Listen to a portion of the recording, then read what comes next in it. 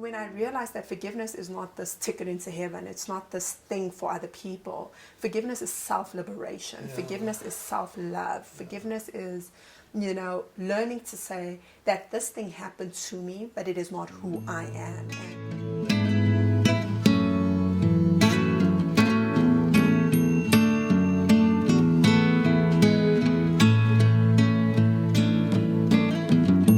Would you know my name if I saw you in heaven? Would it be the same if I saw you in heaven? I must be strong and carry on, 'cause I know I don't belong here in heaven. For those who don't know the story behind that song by Eric Clapton, he wrote it as a father going through the most unimaginable trauma and grief. His son, Connor, who was about 4 years old, fell out of a window on a 50-story apartment in New York City. My guest today is a young woman, Nompumelelo Mama, who has just published a book that has inspired me to dust off my guitar and play that song. Because just as the song helped Clapton to move past the emotional distress that inspired the song, she has found it hugely helpful to get past her own grief. In your book you say that song always brings you to tears. Yeah. Tell us why. My goodness, I think, music is such an incredibly healing tool that many of us use. And for me in particular, that song played on, my mom had created a video for my dad's passing. So it was his funeral, his, memorial service. And I recall as a child, that was the song that always stuck out to me. And as I grew older and I heard the words, I think those words, it makes me want to tear up now. And just, those are the questions I ask myself, about my dad. So yeah, it's a very emotional song. Okay, your father died when you were a baby, 7, 8 months old. Very tragic circumstances which are intricately bound up with South Africa's story. Tell us what happened. Yeah, so when I was around 7, 8 months, my father had already been a part of the PAC and he was 25 at the time. And my father was incredibly radical, incredibly resilient, and he was very committed to turning the tide in South Africa. And one of the skill sets he had was he was an incredibly talented driver. And so whenever people needed to be transported either in and out of the country or, shorter trips, he was the person, that would be called. So he was tasked to go into Nelspruit, and it was another just random mission, and he was like, okay, cool, it's not an issue. And unfortunately for him, it wasn't just another day. When he was approaching the Nelspruit Bridge, unfortunately, Eugene de Kock and his team had already set up an ambush. So they started firing at my father's minibus. And as it was passing the Nelspruit Bridge, Eugene de Kock realized that the vehicle wasn't coming to a stop, and he had to intervene. And he fired his gun into my father. And when he still saw signs of life in the vehicle, he doused them all in fuel, and then he set them alight. And him and his team continued to, just have a braai while they waited for the fumes to stop. And then they got into the vehicle, they fired out of the vehicle, and they left guns in there, and they reported it in as terrorists were shot in a shootout. So this happened in 1991 or so? 92. 92? Yes. After Nelson Mandela's release? In that time, actually, during the turn of the government, and it was during actually 92, I think, if I'm not mistaken, it was between 1989 and 1992 where it was the most violent time in South Africa. And I think it was because the tides were turning and, everyone was operating from a very desperate and extreme sense at that time. So why my father in particular? Eugene de Kock and his team had already sent in an Askari. It's someone who's a turncoat, so they're working for both sides of the fence. And so they send an Askari in to assess who are the troublemakers who could cause problems in the future.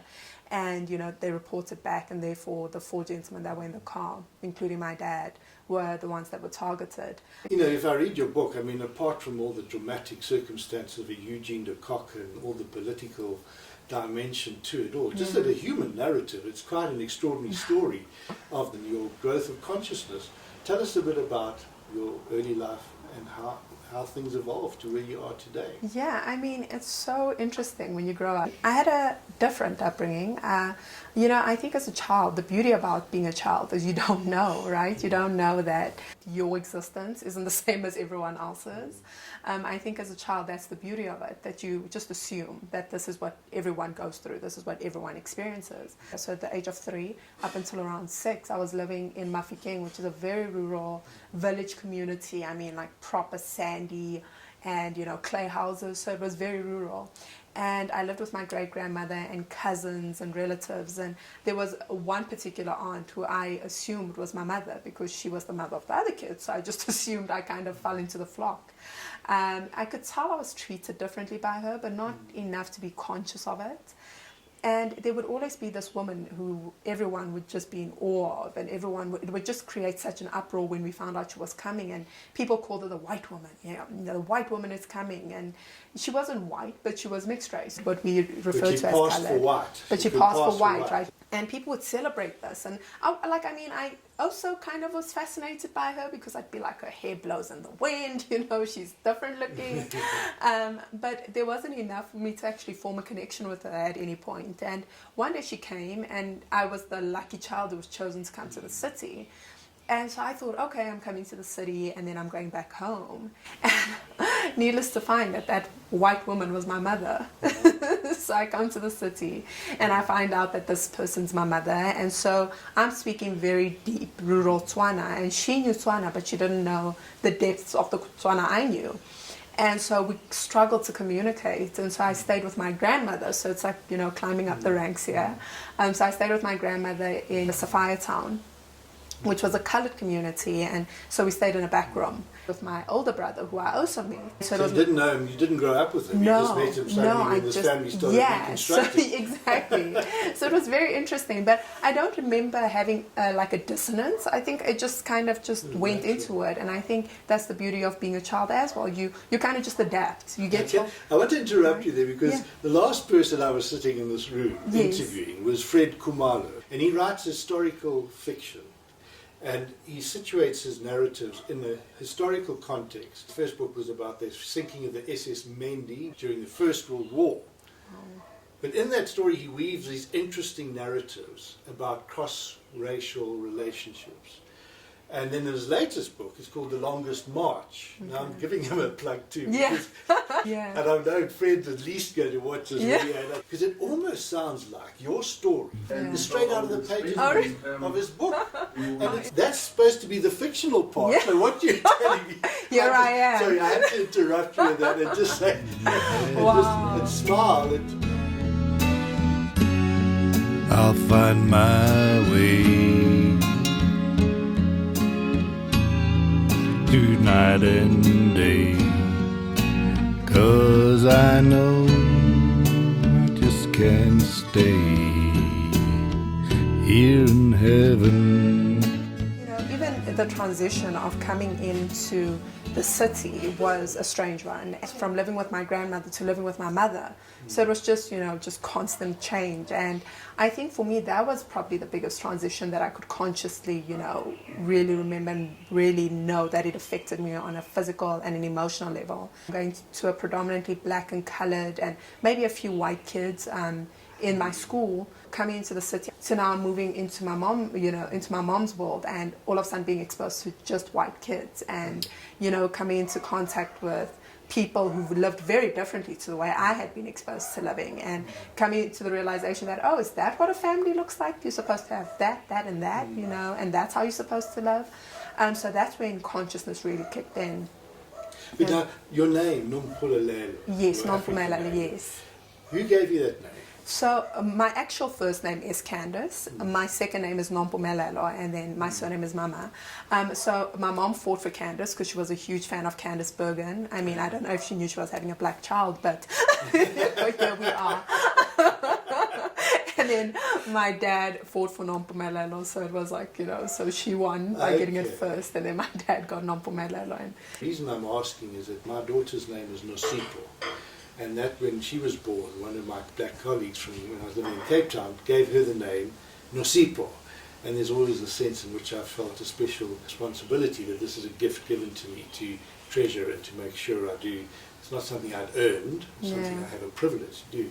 Beautiful. Your name, Nompumelelo, means a successful woman. So does that cause for you to think that your father had an intuition? I don't believe in coincidence and I don't believe in mistakes. My father and I have kind of formed this new relationship, you know, and in many ways I've been trying to define what success means to me, how it manifests for me and how much light I can bring into the world, and somehow his name and his legacy has come to life as well. So in many ways I think I'm living his dream, and I think I'm living for both of us, not just for myself. His stories become my story, and the end of his cycle became the beginning of mine, and my journeys become so intertwined with his. So I think he had a hope for both of us in many ways. I really do treasure both my names. Even Candice has got African heritage as well. So the queens in Ethiopia were named Queen Candice, you know, when they take succession. And Candice means light, and then Nompumelelo means success. And my surname means Mama. So I mean, in essence, they were really giving me a sentence. They weren't giving me a name. Now tell us what happened to you, because you weren't having a very happy time in your high school. So 9 years old, I'm living with my mom, and she had just purchased this book. It was called Into the Heart of Darkness by Jacques Pauw. And it was a book that would always bring out emotions in people. Whenever my mom would have guests, you know, people would see this book and it would bring out some sort of emotion, whether it was sadness, tears, you know, screams. And I started becoming very curious because I'd overheard that my dad was in the book, and I was wondering, like, why would people be screaming like this for my dad? And at that time, I'd already known Eugene de Kock had killed my father, and I knew what he looked like. And in the particular book, there was a picture of Eugene on the book. One day, I'd overheard where the page is that, you know, people would turn to, and I told myself, when I'm alone, I'm going to see this. So eventually, I had my opportunity. So I went, I grabbed the book, and I opened the page, and I saw a picture of my dad's burnt body on the page, clutching a steering wheel. Intuitively knew it was my dad, and I knew that it was Eugene de Kock that had done it. So I threw the book in the cupboard, and because I couldn't confess what I had done to my mom, so I started just building this strange resentment, anger, and I started changing on a very psychological level. And I don't actually remember being happy in that period of my life, between the ages of 9 to, you know, going all the way up to 16. And when I say I wasn't happy, I mean, I'm someone who can, in my darkness, I can make other people laugh. I can, you know, so I've always had that ability. Use humor as a way of trying humor to cope. To conceal pain. And so people in some respects would have never guessed it, but I'd always get remarks from older people like, you're so mature for your age, you're so, you know, ahead of your peers, and that is trauma, right? So I got to 16 and I had this pain in my chest and I thought I was having a heart attack.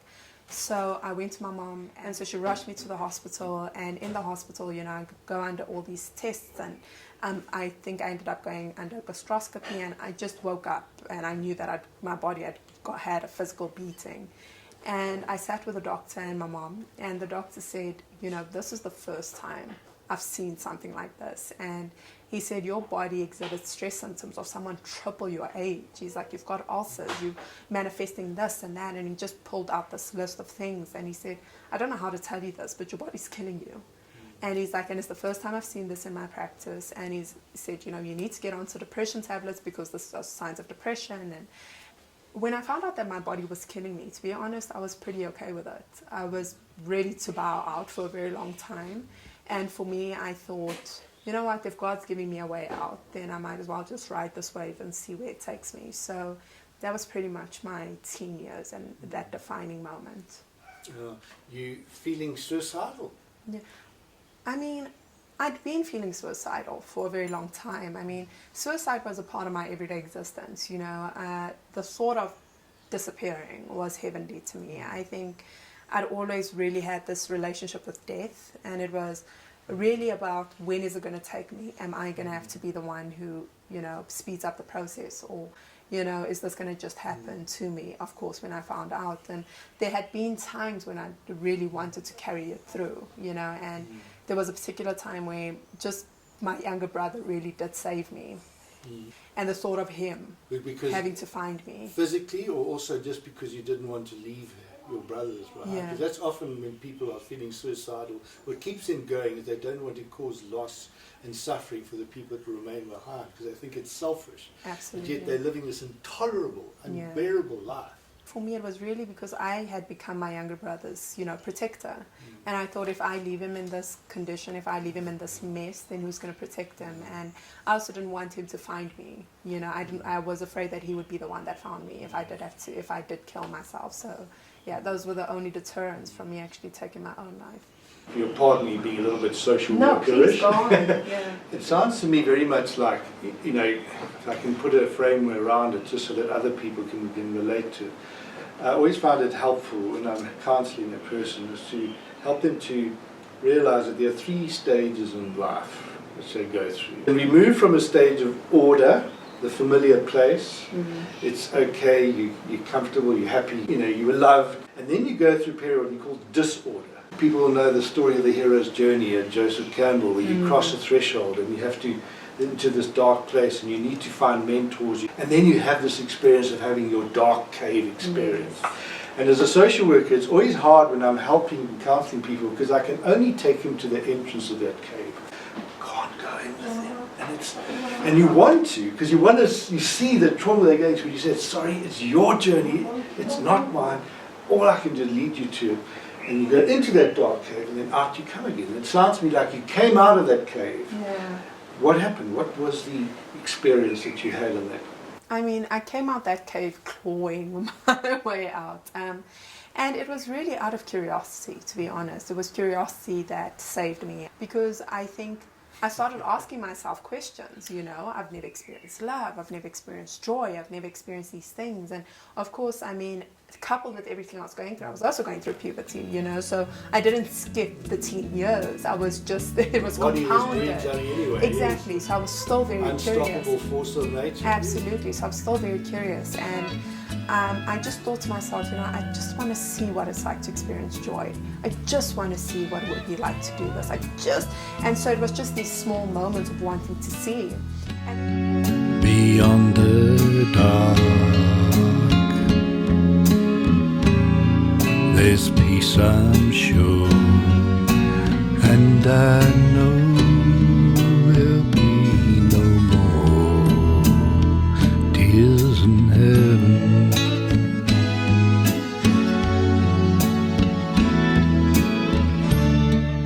And then there was a moment of anger. And that moment of anger actually surprised me. And it was an anger at Eugene. And I think it was also a realization that he was my captor. He was my prison warden. He was the control of my life. So he hadn't just killed your father, he had sentenced you. He had sentenced me to death, really. And many times he would have succeeded if I had continued and had gone down that path. And I think it was that moment of anger where I realized that, and I said, you've taken my father and now you're going to take me if I don't change my life. And so the process of forgiveness for me didn't begin from an enlightened point of view. It didn't begin in religious sanctuaries. It really began in my own mind, and it began with that moment of how much more can I let this one individual continue to traumatize me, continue to wound me, and continue to control me. And so as an act of rebellion, I decided to begin the journey of healing myself and begin the journey of freeing myself from the grasps of, this control. And when I realized that my father didn't die for me to be living like this, my paradigm began to shift and my journey began to change.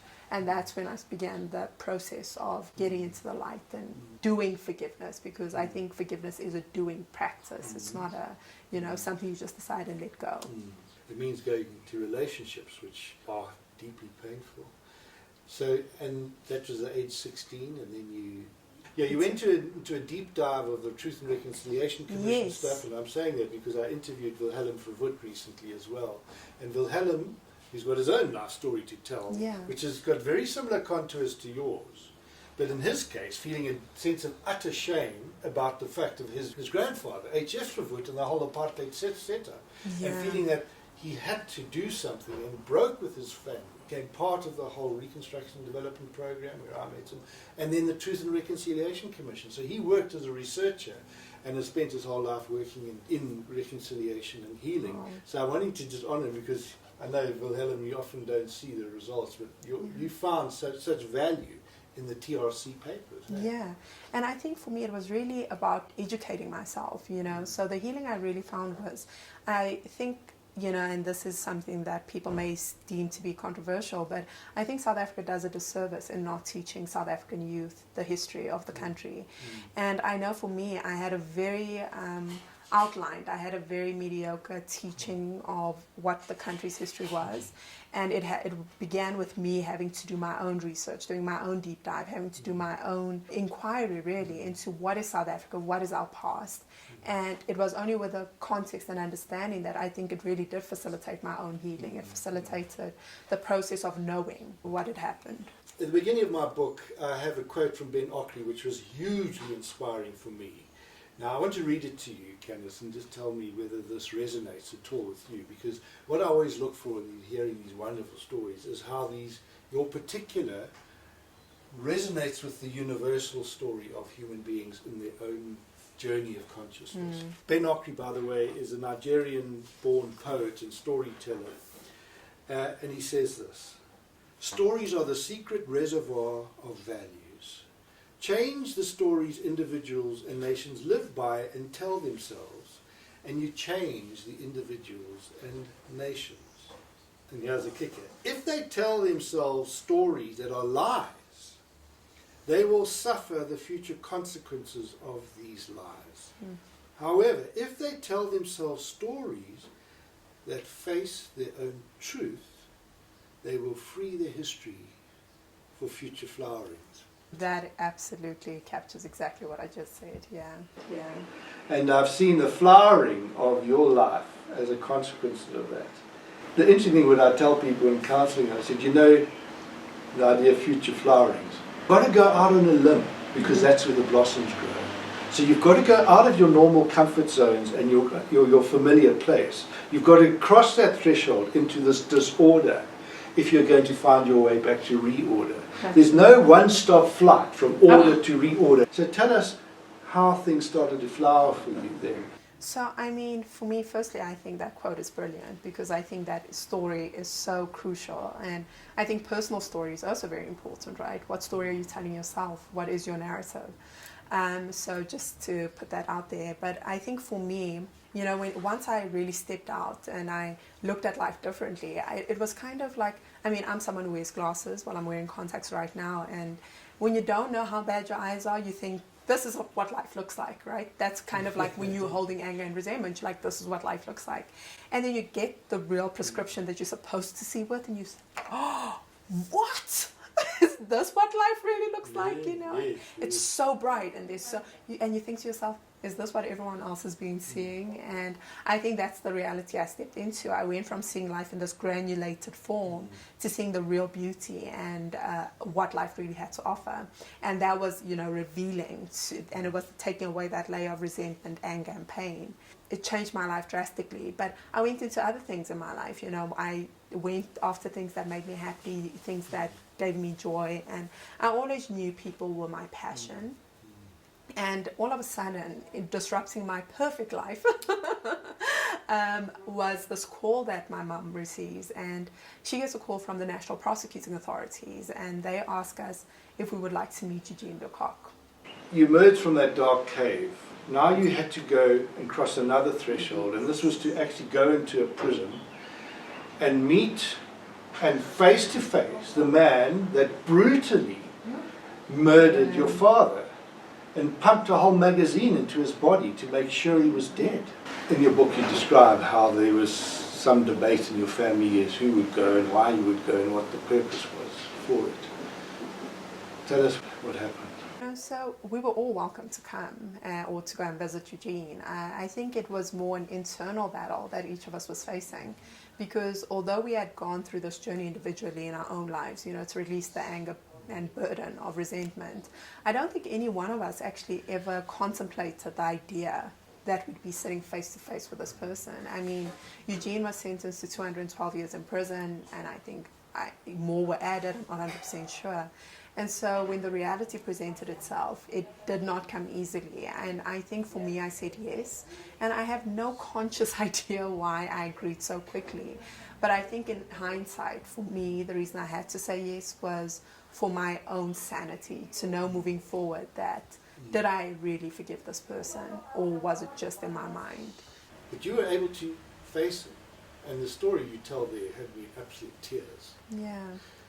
For me, I had to go and see Eugene. And I think the reason that is because I found that, you know, although I'd done this healing and I'd come all this way, I thought to myself, you know, have I really healed? How am I going to react? How am I going to move through these emotions, you know? And so when I went to the prison, it was a very internally challenging experience. And so I do go into great detail in the book about, you know, how it ends up unfolding with all of us, because the whole family, although we had all these discussions, the whole family did end up going to see Eugene in prison. And it was a very overwhelming experience, as one could imagine. It was very challenging, but I think it was one of the most pivotal moments in my life. Angeles Arian, who's one of my great inspirations, says in any process of healing and gathering, there are 4 steps you need to go through. You need to be present, you need to show up, you need to listen for his heart and meaning, you need to speak your truth without blame or judgment. And then she says you need to be open to outcome, not attached to it. Now, when those of us who facilitate processes of healing, we don't know what is really going to happen. We can only take you, as I said, to the threshold. Tell us what happened, because that really took me by surprise. Yeah. So when we got there, firstly, I was expecting to walk through these metal bars and, you know, have this very cold environment. But they facilitated a meeting where the guards have their dinner and breakfast. So it was kind of like visiting an aunt's house. So it had an eerie contrast to what we were there to do. They laid out the table and the chairs were each individually laid out. The MPA members were going to sit on the other side, and we were sitting the side as the family and the victims that were visiting Eugene. And so I was sitting over here. There was a chair here for the priest, and then there was an empty chair over here for Eugene. They said, you know, Eugene's going to come in at any minute. Don't be alarmed, you know, and we can start the process. And so we'd already had our tea and scones, and so it was very casual. It felt very light. And I think I turned around first, and when I turned around, there was Eugene. I didn't hear a siren. It wasn't announced. It wasn't something that we were told. So I think it took me aback, because I thought to myself, how did he just appear here? And here's this human being that, you know, has controlled so much of my life. So the encounter began because I think the priest saw that I was in shock. And he says, you know, introduces my mom, and he says that Sandra Mama, widow of the deceased Candice Mama. And with each one of us, Eugene leans forward and he says, pleasure to meet you. Pleasure to meet you, you know, after each introduction, which also those choice of words are also an eerie contrast to what is unfolding. They asked us, you know, do you have any questions for Eugene? And I thought I was going to be so talkative because I'm so expressive, but I couldn't say anything. There was nothing that came out of me. And my mom began, and she asked, you know, what happened to my husband? And that is when he went into great detail about what had happened to my father and how he had died. And then my mom said, you know, why my husband? And that is, I think, the moment in the encounter where I just held my breath. And he said, no reason.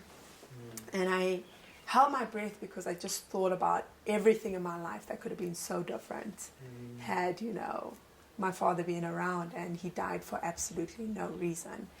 The encounter continued and the conversation continued, and my mom started and she said, I forgive you. And then my grandfather said, I forgive you, my older brother, my younger brother, and then it got to me. And I said, you know, Eugene, I want to say I forgive you. But before I do, I want to ask you one question. And he said, okay, yes, anything. What is that? And I said, do you forgive yourself? And he looked away and he looked back at me and he said, every time a family visits, that's one question I hope they never ask me. And he looked away and he dabbed the side of his eye and he looked back at me and he said, when you've done the things I've done, how do you forgive yourself?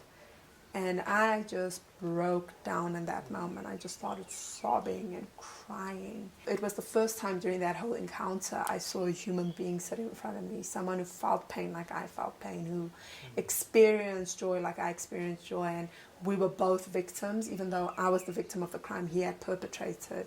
But he was also a victim to his own life situations and his own circumstances and the decisions he had made. And the emotions just rolled out of me. And the encounter ended. They said, okay, the encounter's over, everyone can go. And so I stood up first and I walked around the priest and I went up to Eugene and I said, Eugene, would you mind if I gave you a hug? And he kind of stepped back and he was startled. And he got up and he looked at me and he embraced me and he said, I'm so sorry for what I've done. And your father would have been so proud of the woman you've become. And he held me tightly and it was just such an incredibly powerful, conflicting, incredible moment. I merged that gap of intimacy. We were heart to heart and we embraced, and it was just an incredible moment. And it seems to me that, if I look at Pumla Gobodo-Madikizela's book, she talks about meeting Eugene de Kock too, and that was in a sense for her dark cave. Yeah. It seemed like you'd already come out of your dark cave. You had learned to forgive yourself. And this is what I just loved about your book. Yeah. Had that integration of yourself. And therefore you had this ability to, you're empowered. Now, use this word empowerment as if it's something you get from being political, economic opportunities. Yeah. Empowerment starts from within. And there's a sentence in your book where you say it's about starting within and then flowing out. Explain a bit more about that internal process. For me, when I used to grapple with the idea of forgiveness, it was always a very religious, a very out there, it was such a big concept. When I really came to terms with what forgiveness meant, and forgiveness meant liberating myself, from the pain and constraints of what story I was living under, what someone else had done to me. When I speak to people about forgiveness, I always say, don't look at the person first, look at yourself first. Free yourself first, because before you can say to someone, I forgive you, you need to be out of the prison that you've been living in. You need to be a free person in order to forgive someone.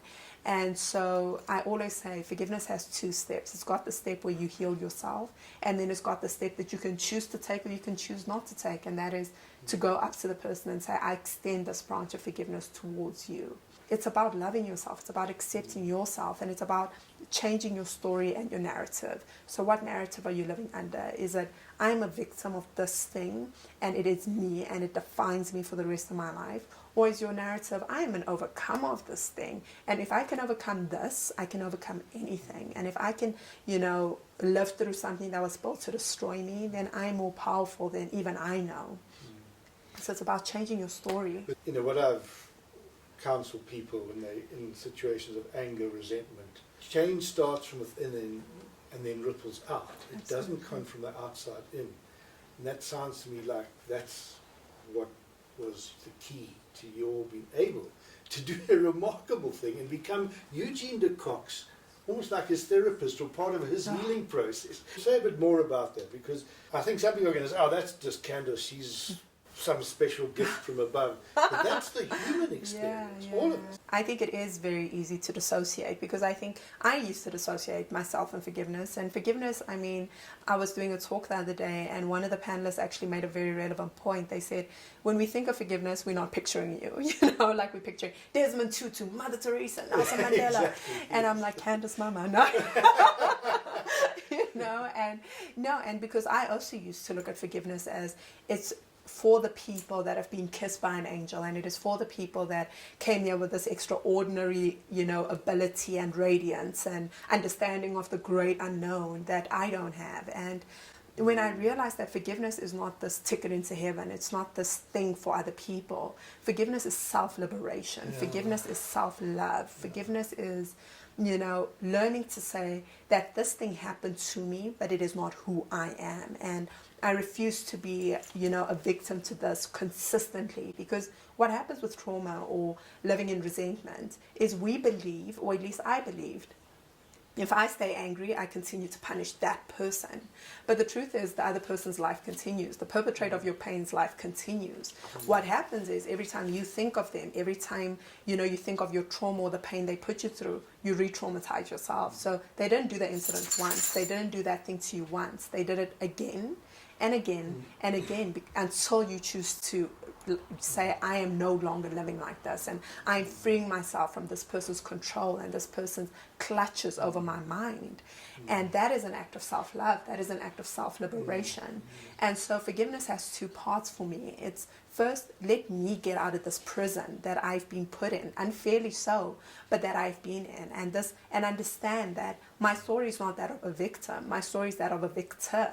And I overcame the struggle. I overcame this pain. And I get to choose to walk out of this prison, And then the second part becomes, do I want to extend that branch of forgiveness to this person? Do I want to have a dialogue? Do I want to reconcile? And then that becomes the second part of forgiveness. In your book, you talk about them going to the gym, and your story was out there on Facebook. Everybody knew about it. Everybody was saying, well, here's the next Mother Teresa type person. Yes. And the guy in the gym, tell us that story and that incident. I mean, I've been going to the same gym, and I've got a personality that I really love people. So I'd formed a lot of relationships because all of us kind of trained at the same time. And this one guy in particular, who I had conversations with in the gym, he came up to me, and he was particularly angry at me. And he said, oh, so, you think you can just forgive Eugene? And I said, okay, and I was like, I don't think I can. I did. And then he said, well, he could have killed my mother, my father, my cousin. And so I said, did he kill your mother, your father, or your cousin? And he said, no. So I said, oh, so you think you can tell me if I should forgive or not? Yeah. And he looked at me, and he was a little shaken by my audacity, I guess, because, he was this huge guy towering over me. And I just looked at him, and I thought, I'm not going to be bullied into submission. This is my belief. This is my choice, and I'm not asking you to do the same thing. I'm saying you probably should, but I'm not going to force you into it, and therefore I will not be bullied into changing my standpoint. I felt a certain empathy for that guy. Because he represents a universal tendency, what René Girard calls the scapegoating mechanism. That if we can find somebody out there more evil or more bad than we think of ourselves, well, then they become the vehicle for scapegoating. And they're not necessarily people that are more evil or worse. They are vulnerable and disadvantaged. Gay people were kind of then scapegoated and victimized. Yeah. And we've seen that pattern through history. So I almost wanted to scapegoat him. Say to him, that sort of guy, have you forgiven him? No, it was just something, I did understand it. I understood the conflict, the internal conflict that all South Africans face. We've all come through a traumatic past, and he was just a part of that. Do you have any guidance to offer those of us who are, and I'm moving this on beyond the South African economic and political inequality and injustice, into global environmental injustice? Greta Thunberg, you can see she's angry, understandably, and part of what I'm finding it hard to forgive myself as being part of that generation of what they call the boomers. You grew up, made huge capital and advantage, particularly if we had our complexion and our gender, to basically have it really good. You're now inheriting a planet where there has been the most venal, horrible greed, exploitation, and it's destroying life possibilities for everyone. What is it that we can contribute to the future? Yeah, and first I'd like to just put a disclaimer here and say I'm one human being who can just offer an opinion. By no means am I an authority on what's going to change the world, but I am a big believer in order to tackle a macro situation, you really need to deal with it from a micro perspective, So I found that in the world, even in South Africa, like with the forgiveness, the TRC, and, rushing to the finish line of forgiveness was the biggest issue is that, we had this global outline and this goal, and we implemented a very macro system where it was like, everyone, this is what's happening, and get on board or, get run over. And what we forgot to do was then come into the micro perspective and say, how does this impact individuals? How does this impact families, communities, And the country as a whole. So what I always say is, we need to have, yes, this, long-term focus and say, how are we going to change the world in the long term? How are we going to change climate change? How are we going to stop racism? How are we going to stop kids being killed in America for no reason? And that comes down to micro, right? We need to deal with people as individuals because that's what everyone is screaming for. I believe that the reason the world is so angry is because no one is being heard. Everyone's screaming for Twitter. You log onto Twitter and you can just see the anger and the outrage and the pain.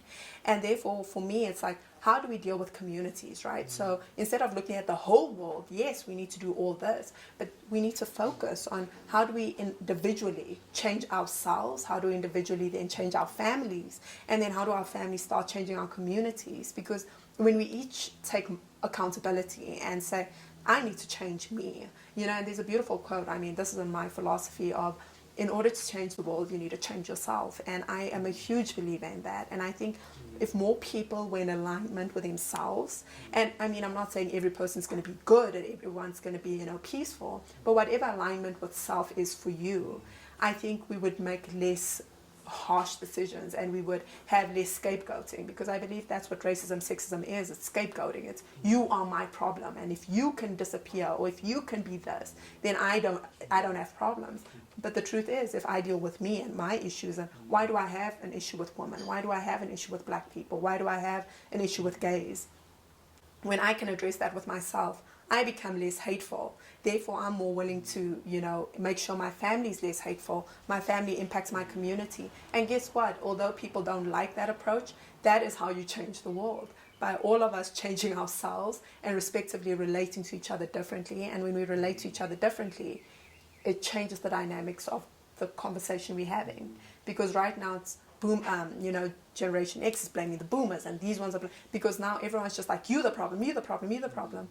Maybe I'm the problem. What am I doing in order to create a more fair and just community and environment for myself, for my family, for my friends, and in turn, how are they doing? And how am I holding them accountable for the racial slurs that they say around the dinner table?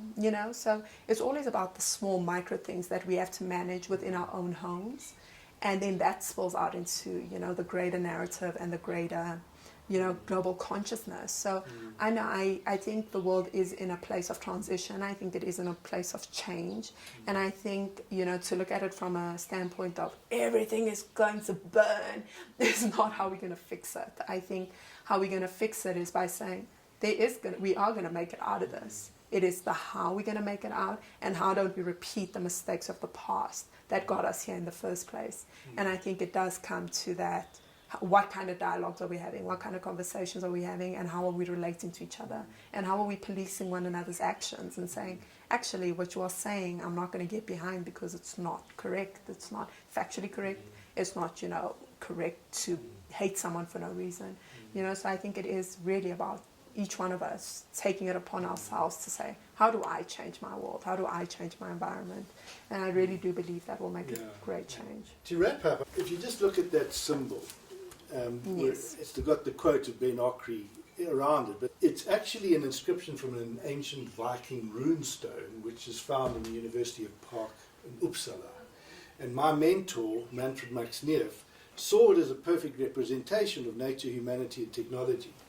But then my wife looked at it and she wanted to try and draw it, and she saw that what it actually consists of is two continuous lines. There's an internal line and there's an external line.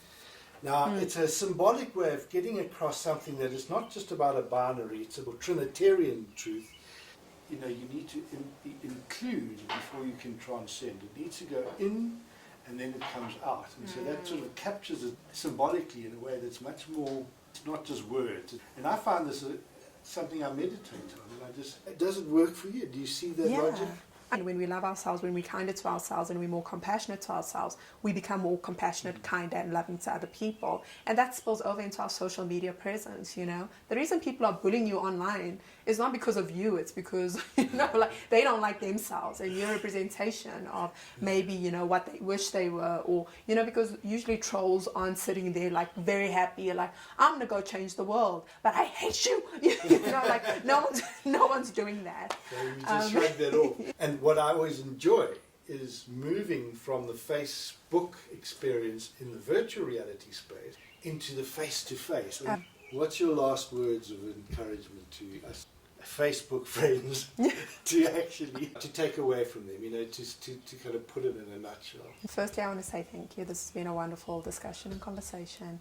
I think, if anything, I'd leave anyone with, and this, if you never listen to this, anything else I ever say would be, the relationship with yourself is the longest you will ever have. You need to make that a safe space, and you need to make that a loving space and a compassionate and empathetic space. And so when you learn how to deal with you first, and not in a conceited or narcissistic way, but you learn how to love yourself truly and fully and holistically with all your flaws, you can extend that love to others. So you are filling your cup up in order to be able to fill other people's cup up. I'd like to finish off by singing the rest of that song. The tissues are there if you need them, so that we can hopefully inspire other people. Time can bring you down, time can bend your knee.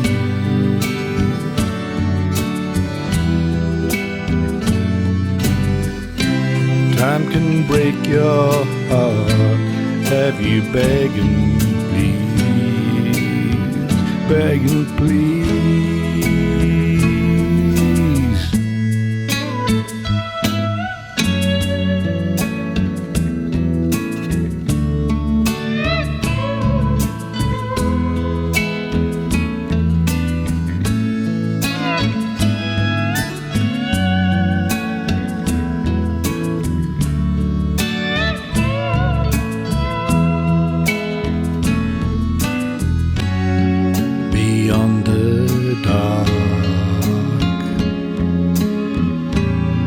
There's peace, I'm sure, and I know there'll be no more tears in heaven.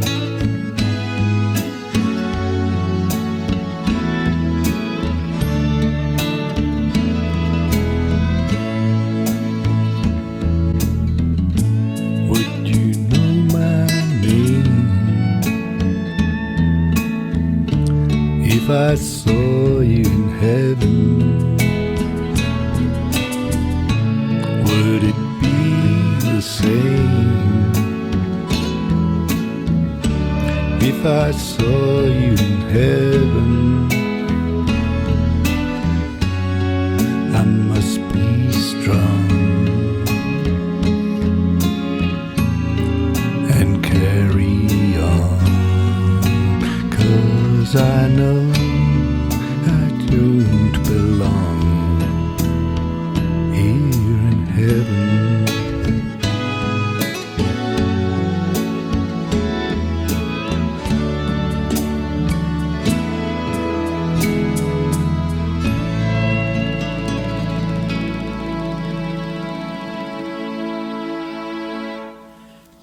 We'll improve. Now we can have a hug. Yeah.